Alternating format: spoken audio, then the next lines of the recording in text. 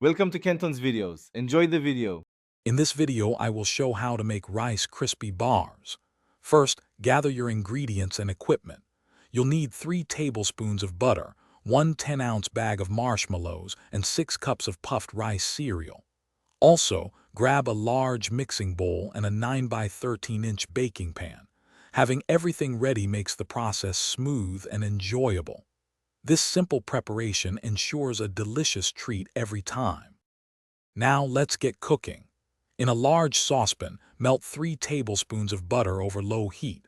Once the butter is melted, add the entire 10-ounce bag of marshmallows. Stir continuously until the marshmallows are completely smooth and melted.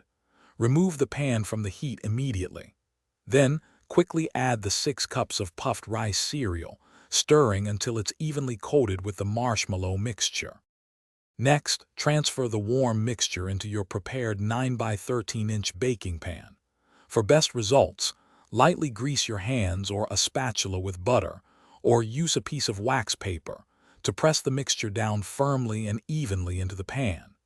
This helps create a compact and uniform treat. Let the bars cool completely at room temperature for at least 30 minutes before cutting. Once your Rice Krispie bars are fully cooled and set, it's time to cut them into delicious squares. A sharp, lightly greased knife works best for clean cuts.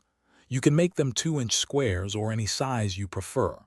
Store any leftovers in an airtight container at room temperature for up to 3 days to maintain freshness.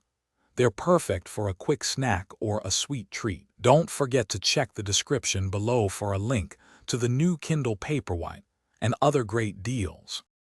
Thanks for watching. Consider subscribing if we helped you.